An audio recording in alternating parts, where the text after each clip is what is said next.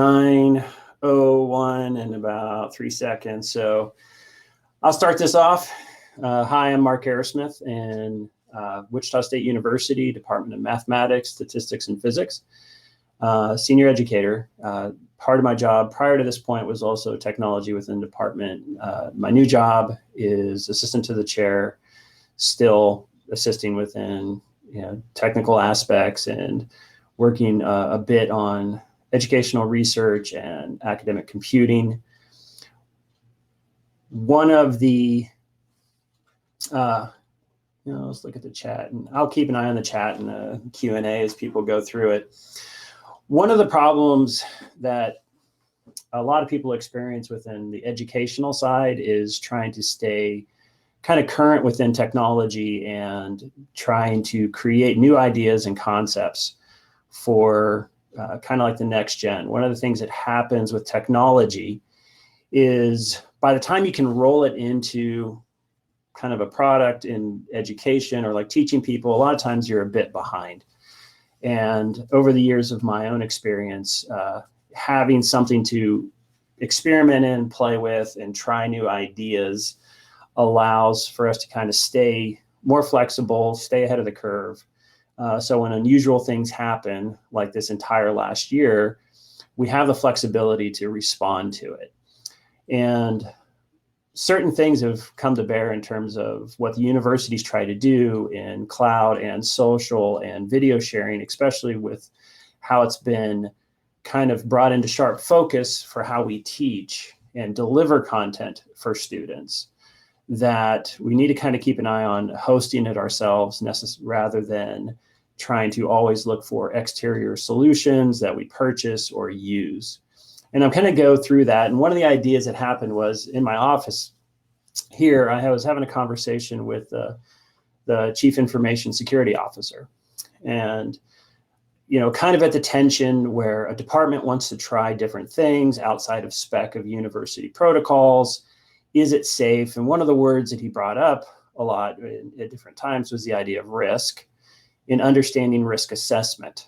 Now, part of that risk idea is, when I'm looking at what we're going to talk about today, this idea of risk versus reward and how we go through it and what we do and process with it. And certain things for my new position as assistant to the chair and the push for the university to have, we need to be in social, we need to be able to apply different content delivery mechanisms for our students. What's hybrid look like? How do we continue to interact with our students when we're not together yet at the same time? Some of them are in our class, and how that all interacts. And we deal with this issue of purchased products versus being able to do it on ourselves. And so one of the kind of like the reward, if we would look at as is in our current solution, we have things like, Google Drive, we have Microsoft Office 365 in terms of like what some people have done. We're told specifically in a way, and we need to keep out of Google except for very specific things due to legal restrictions on what we can provide and keep our student data safe. We may be signing license agreements with Microsoft and how we're storing and typing up documents and collaborating. Social is a big push, whether it's, I don't know how many times we'll have talks and talk about, there's 80% of, the people you're trying to reach are going to be on Instagram of this particular age group, and 60% in this age group are going to be in Twitter and then Facebook and then TikTok, versus if one gets popular, it becomes unpopular within one social group. It's like, only the older people are there. Well, only the younger people are there. And so they go through these life cycles that we're supposedly trying to chase. YouTube itself is its own beast.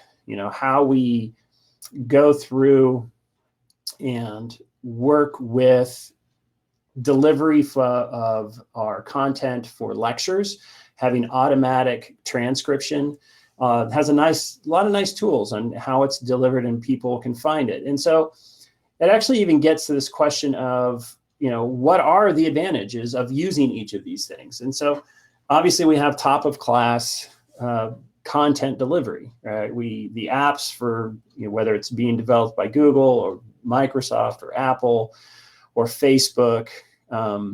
You get top of class because they're focused on it and they're trying to make money at it, and they're going to try and produce reasonably good products.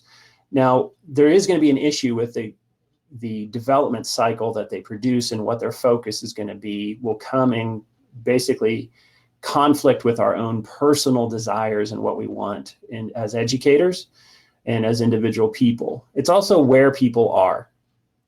People are using Google, they're using Microsoft Social, whatever media platform that you're going to be looking at. YouTube creators talk about, like, they could switch to a different platform, say that you would move into Odyssey based on library or anything else. And it's like, well, if you would do some switch like that, you're just going to go ahead and throw away all your money, because that's not where the viewers are. That's not where people can see it. If you're wanting to make a life as a content creator, then you need to be where the people are. So it's the same thing as anything else. If you want to sell a product, you need to find people who would buy it and go where they're at and try to provide that product. And so that's great and all. But one of the things that we need to understand as educators and as providing solutions at a university level, where the people are does in specific change, right? Who are the people that you're trying to provide content to? Who are the people that you're trying to communicate with? And one of the things that's very different is this is not necessarily the entire known universe. I'm not wanting to compete as selling products as if I'm competing against Amazon, or I'm competing against any other person who's looking at an entire world population. The people that were in specific, especially in teaching, I want to communicate with my students. I might want to bring students into the university. I want to communicate with the people at the university or at similar universities to do research with. It's a very narrow set, and it's not the entire people. So even though we can say things like, well, where are the people? Well, we need to sometimes back off and rethink what it is. And so there are a lot of rewards in using these products, but there's risk that we don't assess.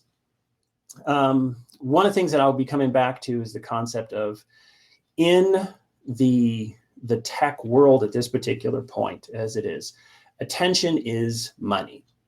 The way Google makes money, the way Facebook makes money, and the way, honestly, all of the corporations that are trying to produce something for delivery through a web mechanism. And it's going to be focused strongly on the fact that the greater the attention that they have of people for their services, that's where they make their funds. There's a trap concept that happens within social media. Our problem as a university is getting trapped within these systems. The attention is actually a loss for us.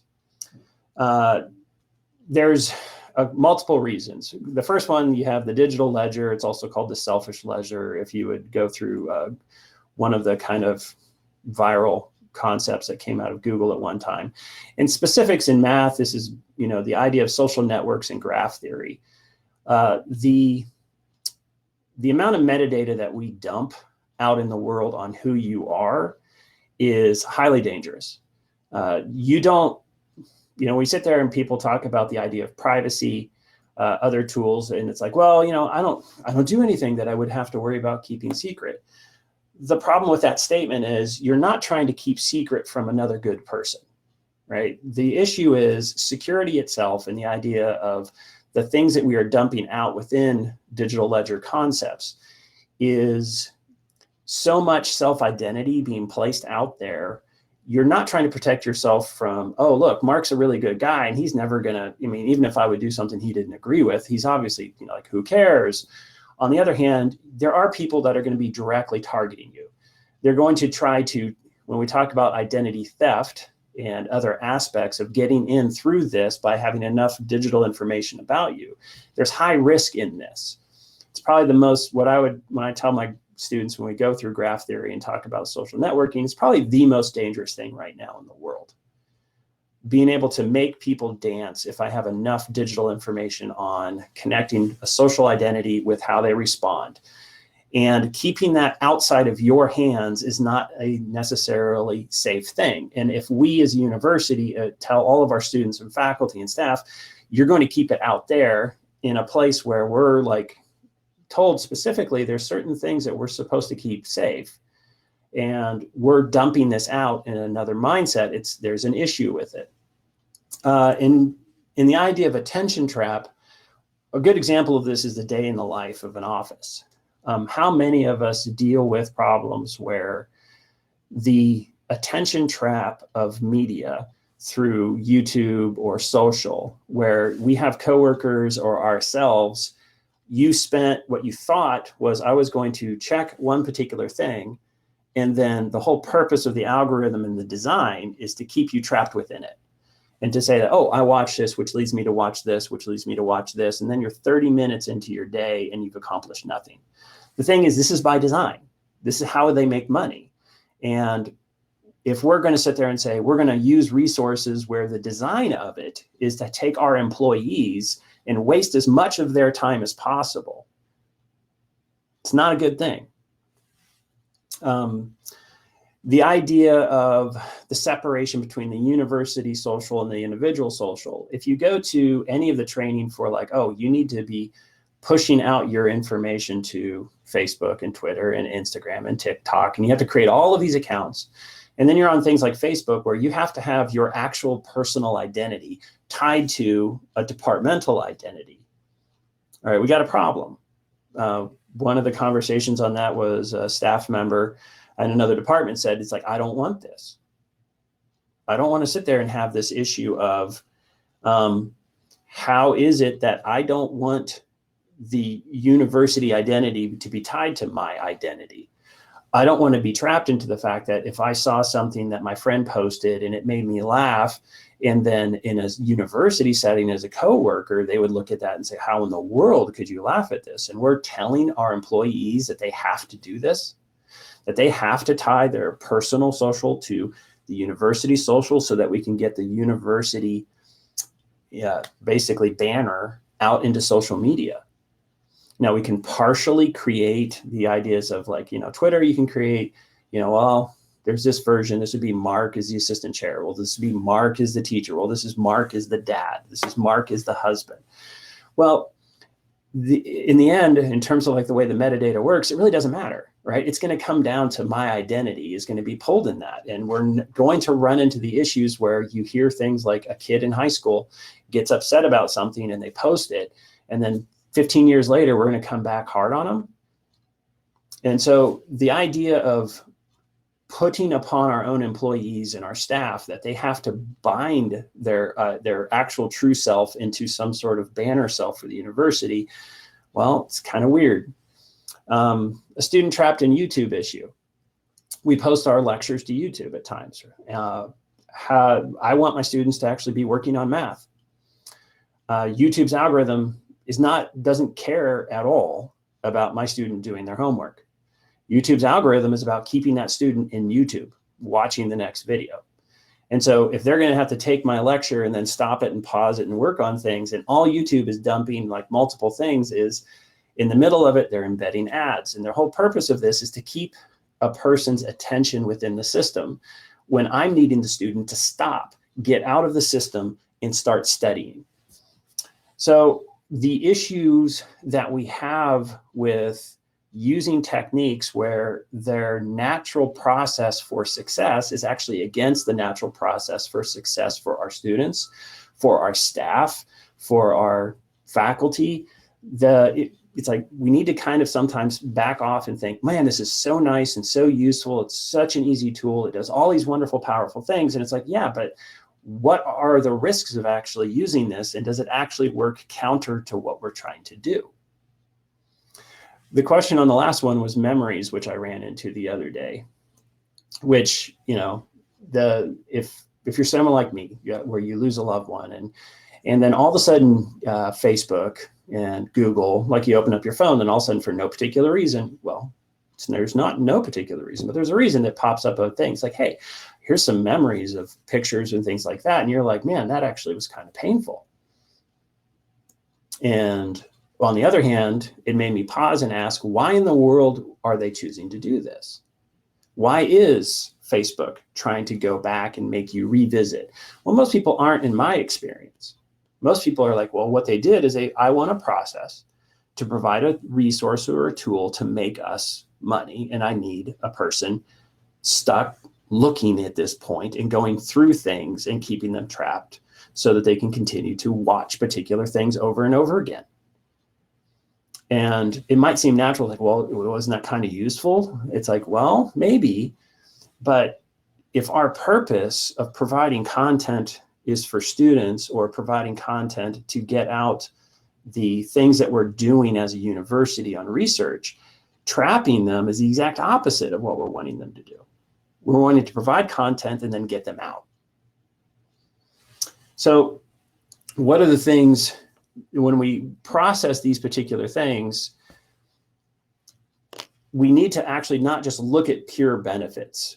Like, oh, this is an amazing, easy tool to use. We actually have to back off and ask deeper issues. One obvious issue is personal life at work, right? Everybody has protocols. We all have university rules that we sign off on appropriate use of hardware and software and time and networking.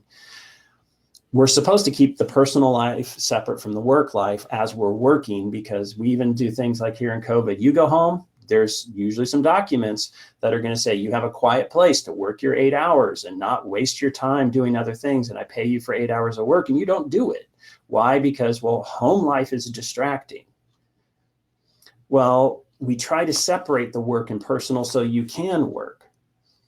But the social issue is, for the social tools, we're forcing our employees to tie their personal life with their work life for the benefit of work, supposedly. And it's like, but it's like I said before, this is causing issues in the fact that they're not working because the system itself is designed to keep them trapped in that personal time. Are we doing the same thing with forcing students to stay entrapped at work as well? It's like, oh, you're my student, you have to watch my lectures. Well, think about that for a second. My expectation is they will come to class, and if they're not coming to class, they participate online live. And if they can't do that, there's a lecture that I expect them to watch and be able to come back and ask questions. What did I do? I tell them to go into a system that makes Google money, and I hopefully get a benefit out of that for my students. But is there a moral issue here that it's like, oh, I was expecting you to just watch this 7-minute video, this 50-minute lecture, and you would spend this certain amount of time in there, and then you would close that out, get out a piece of paper, start doing your mathematics, and the answer is they can't. They're stuck. So if I cause damage that way. Another issue, we used to not have passwords in the past.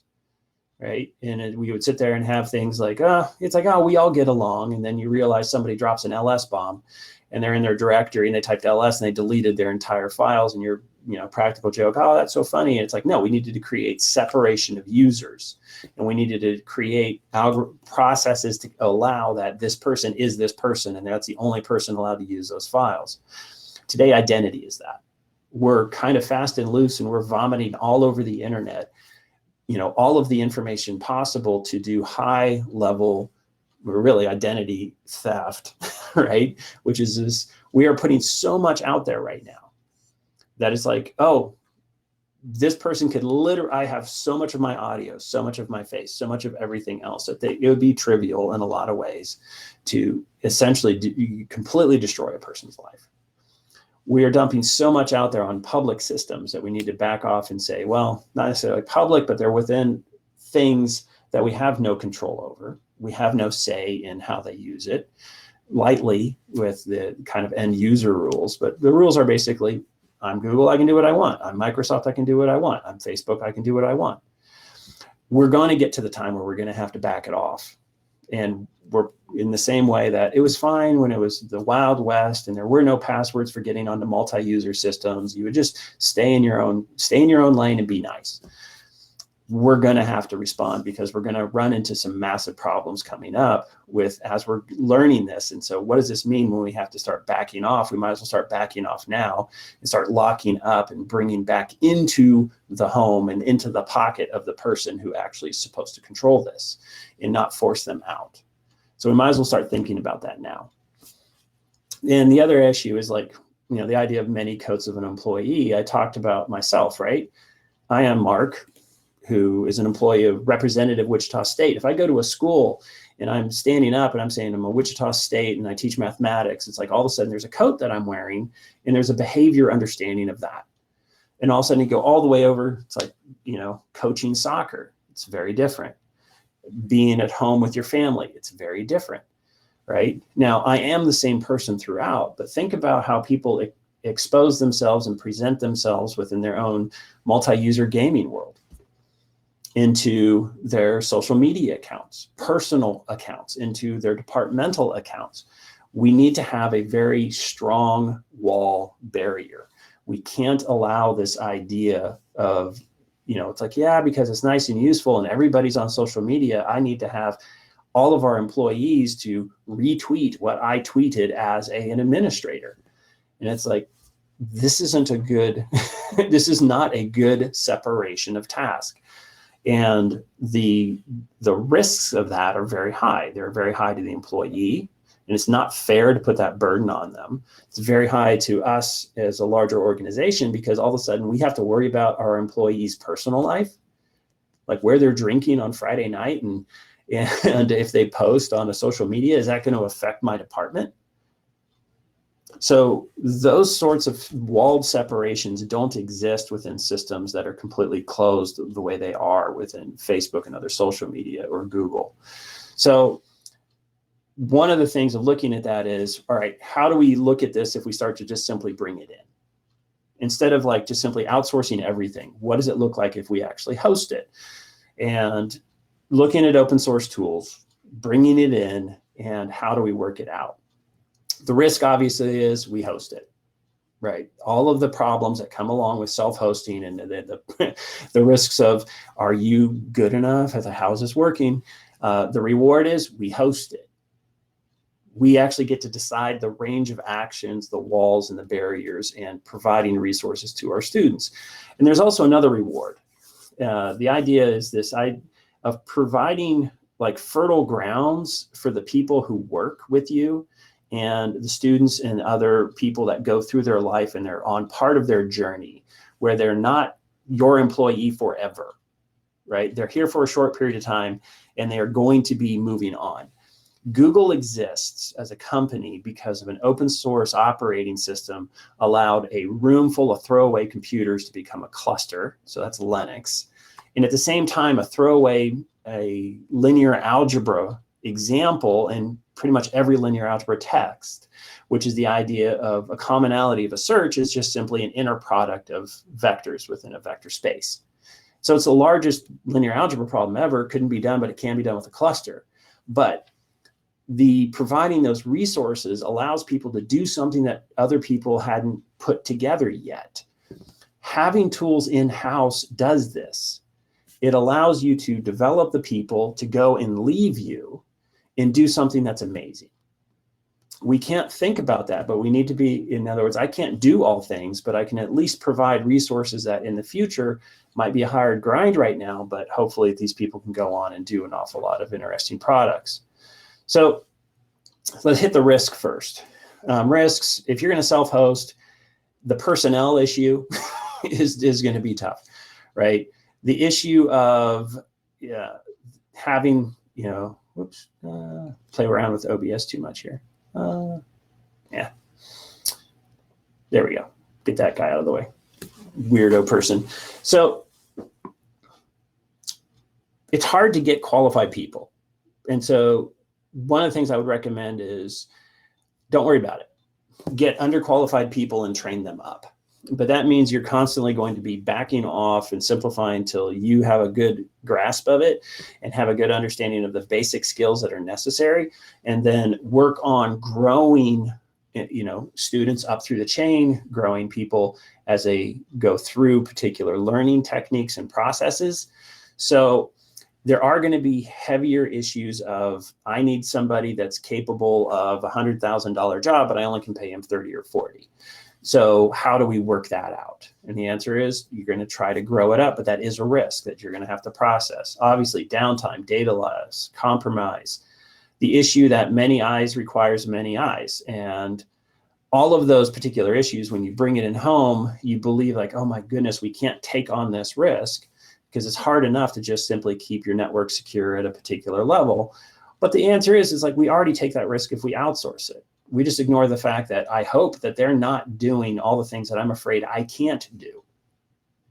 I hope it is like, well, maybe they'll have license agreements that will say that when they get compromised and data lost and they have downtime, that what? They don't care. You know, we can't get that time back.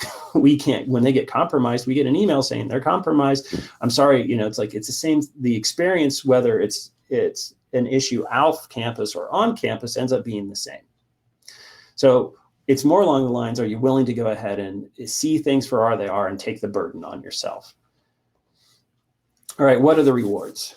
So for us right now, what we're using is, for cloud solutions, we use Nextcloud, and the kind of just an example, we use things like cloud.math. And so this ended up for our department early. And so if you want to compare a product for like Google Drive or Microsoft 365, OneDrive, et cetera, Nextcloud itself obviously offers everything from the typical file things where you can edit files live and you can collaborate, from emails to talk to having other more, probably ought to not show all those to you guys, but there we go, deck. That's a safer one. So you don't have to see all my personal communications. Things that I need to do, right? You have nice collaborative tools to keep track of what needs to happen. You have your files that you can actually work with on it. Everything that you would normally expect within a highly collaborative environment is actually just going to flat out be here. Nextcloud is not that difficult to actually get up and running. For us, it helped a ton during the whole, let's all go home, let's all be separate. How do we communicate? How do we share documents and processes? And within the file system itself, one of the things that we did is, it's nice to be able to have something that is fully under the authority and protection on campus, so that when we do things like needing to collaborate on coursework, needing to collaborate with student information, and be able to talk in basically instant messaging as well as video, and have one-on-one conversations and sharing that allows protection and Dropbox for students. It basically, it was a system that completely replaces Dropbox, Google Drive, or any competitor therefore, including things like, well, what you're seeing right here is, this is one where I just simply run from home, and this is a presentation written in only Office that runs within inside of Nextcloud. And I just, for me, I like play around with things on my own outside of campus at times. And this is like my own personal to do upload, to separate self versus work, and to have that experimental level of processes.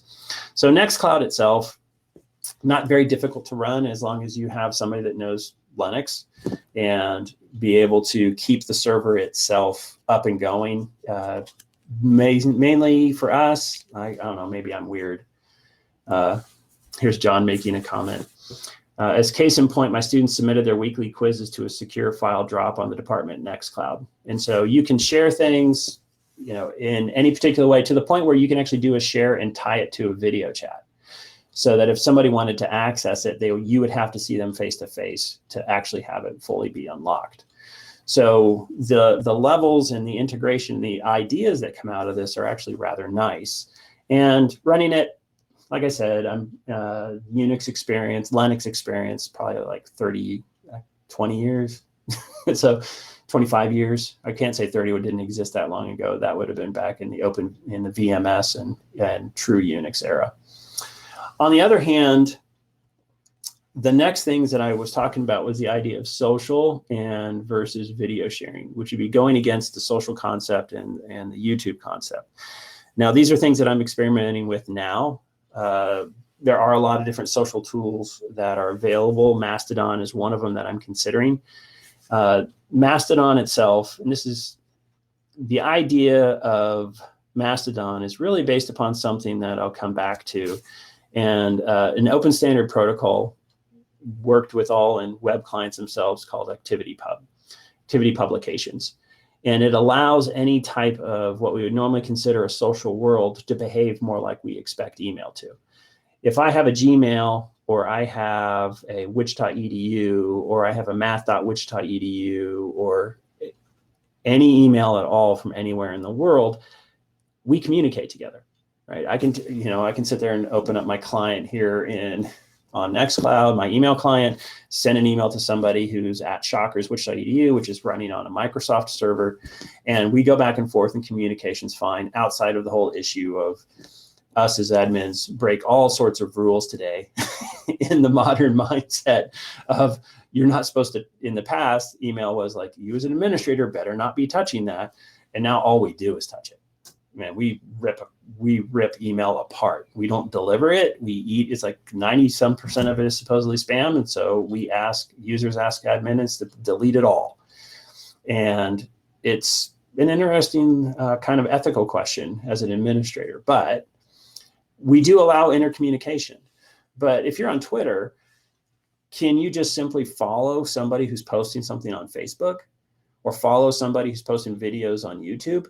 And if you're on YouTube, can you sit there on my YouTube, say, on my YouTube account, I would like to, when a video shows up on a person I'm following on Facebook or a person I'm following on TikTok, I want it to show up in my YouTube feed? The answer is no. These are walled AOL old school gardens. That's it. You need to be in this little world. ActivityPub is, no, it's a standard. You can host a server, which I'm working on this summer, like Mastodon, and I'm going to call it social math which.edu. And this is an experimentation idea of like, what is it to actually have a true social account for departmental and university usage that is separate from your personal accounts, so that you can put on a coat and have a purpose when we look at this. Oh, in the same way, if this email came from Mark Aerosmith at which.edu versus Mark Aerosmith at Gmail, these are, this is Mark talking as Mark as a person separate from his employment. This is Mark talking literally as an employee. We need to have the same thing in social. Will Mastodon do this? Well, it's a tool. It works. And so the question is, how hard is it going to be? How do we authenticate? That's we need to experiment and figure things like that out. ActivityPub, though, is something I need to come back to right before the end. The other issue is the trap issue. So Mastodon's where I'm going to be trying to experiment in separation of social boundaries. And then PeerTube is something I'm going to look at for what do we do to have this idea of students getting trapped in YouTube, or me putting something in there and it's like, boy, I didn't want that email. I didn't want that video to show up after my video. A good example of that would be when people start to market their videos and market their work on social media sites like YouTube and like Facebook. They don't necessarily market it based on similar content.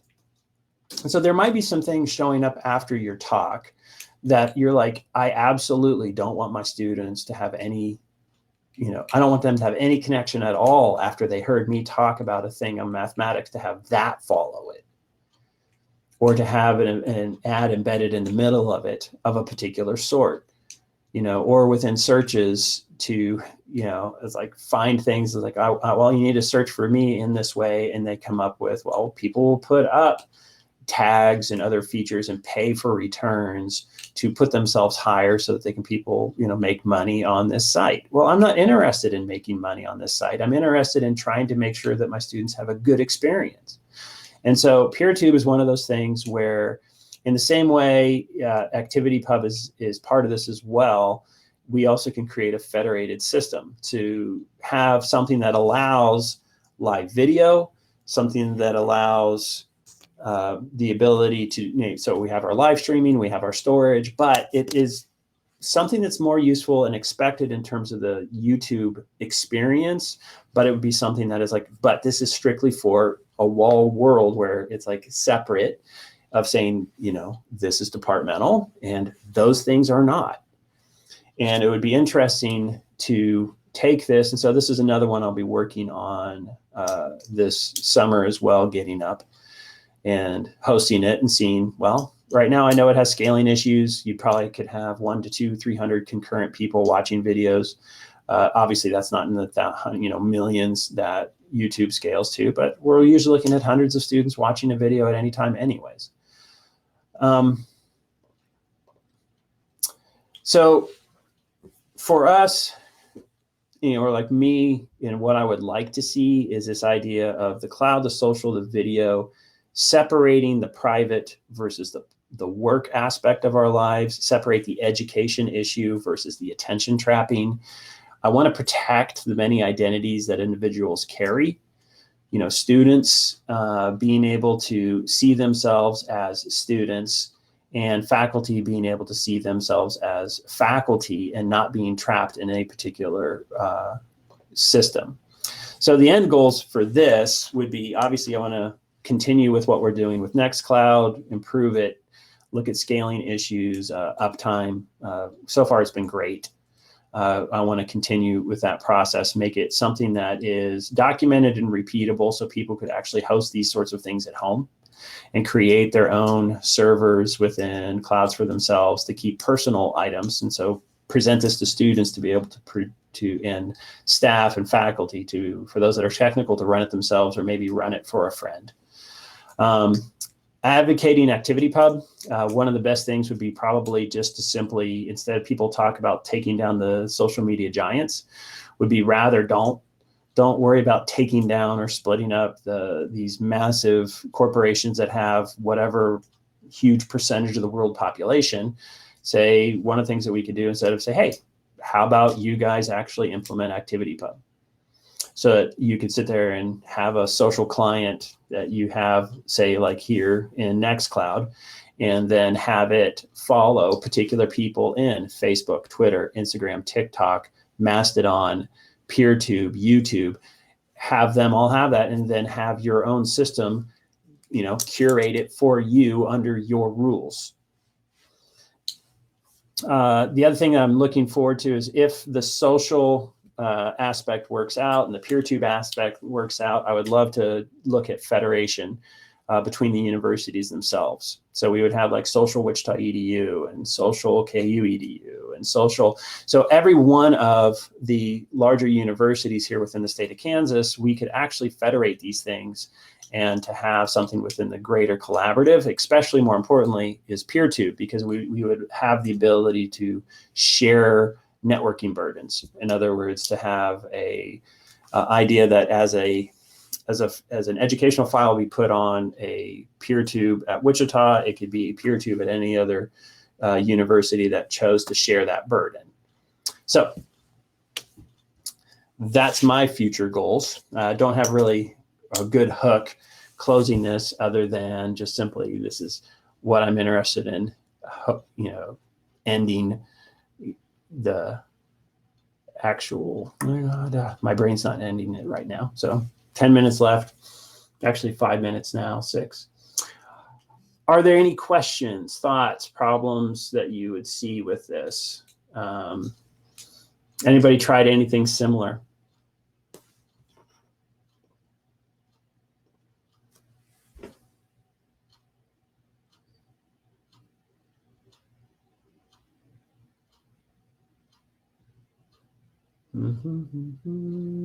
It's all quiet.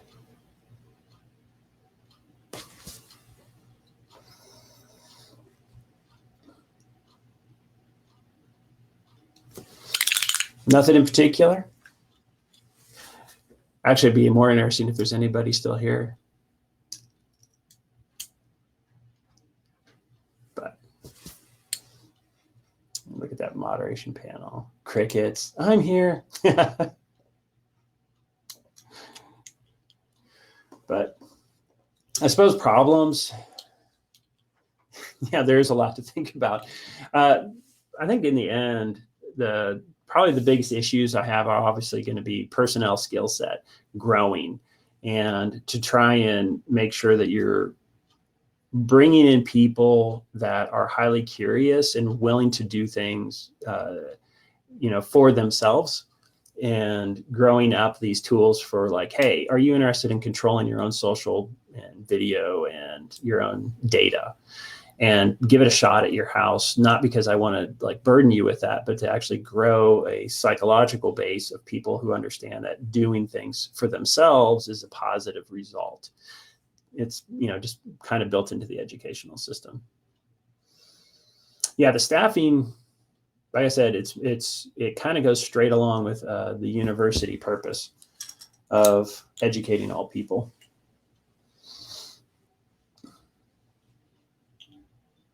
I'll bring, might as well bring this one tab back. Click back here, click. But these are the ones that obviously Nextcloud's the biggest, heavy use right now in our own department. And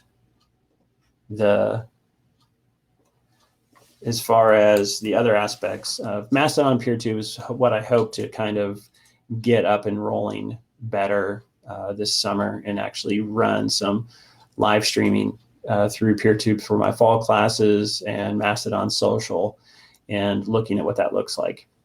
I think the Activity Pub would be an interesting political push to sit there and say, we're all part of taxpayer funded organizations, and to say that I don't believe a burden request on organizations like Google and Facebook and Twitter of like, you need to support the Activity Pub protocol, would be something that would ease people's lives a lot, to be able to curate their own things that they're interested in following according to their own personal desires, rather than desires set by others.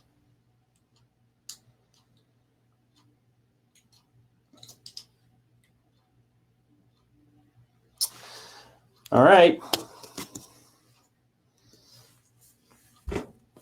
Well, I actually had that one nice little picture. Files. Need to show that little Mastodon picture. This is always fun. The idea of a federated universe in terms of social, it's like the us as university all getting along together. As far as this, so there's some QAs I missed. As far as this approach, how does this fit within the enterprise architecture? Architecture itself is, for us, when I'm in experimental level, it's departmental. I'll move things from a personal to a departmental. As it gets to departmental, if I find it useful, for example, Nextcloud allows for CAS integration. And so we could have all of our students right now, if we wanted to, we could turn this on if I felt the hardware was fully up to scale on what we have. And I believe we have a cluster in place that could handle it. Would be fully integrated, with the entire authentication with dual factor, and all running in-house. So it could be hooked straight into Wichita State like now. Part of it, though, would be also to keep a version separate because of collaboration with other universities. We want to have a Nextcloud to allow computational mathematics research, sharing of files, communication that is separate from authentication level at the deeper issues in like Microsoft AD and CAS, because we don't want to give such authentication to people who are not employees.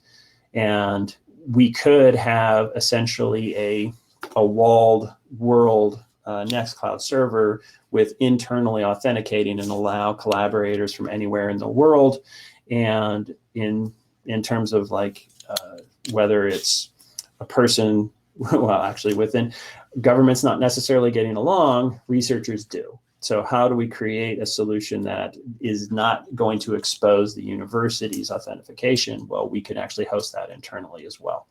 So that's one of the things that we're looking at on it. Looks like there was a Q&A pop up. How long did it take getting Nextcloud set up for your uses? Do it enough times in terms of like just at the personal level on a Linux server. If you read like the Ubuntu, you can probably have it up in a day without any issue, especially if you already have public IPs and a DNS, access to a DNS. It should only take a few hours if you would actually buy an online, access to a virtual online Unix server. It will go really quickly. So as long as you have some Unix background, Linux background, it'll go very fast. Departmental buy-in, once it's available and people log into it and see it's as easy to use as it's easier than Dropbox and more useful than Dropbox and as feature rich as Microsoft or Google. It depends on just simply comfort level, and it was used really heavily quickly. As far as this approach, how does this fit within enterprise? Oh, that's that idea is enterprise architecture is as good as your relationship with your CIO and your CISO. It's like, if I would do something bad that causes problems and would cause issues of security risks, obviously it'll be locked down pretty quick. And so one of the things that you're going to do is in parallel is security, and it's not that hard to run a Linux server securely. Lots of enterprise solutions do. And keeping track of it and making it useful. All right, so that's 47, 2 minutes over the typical thing I do for all my lectures. So it's a 50-minute lecture. I always go 55. All right, thank you everybody for being here. It was great to share, and hopefully something for you guys to play around with on your own.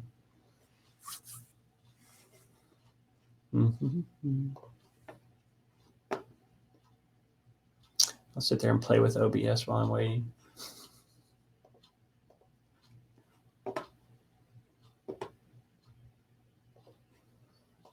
Probably the best right there.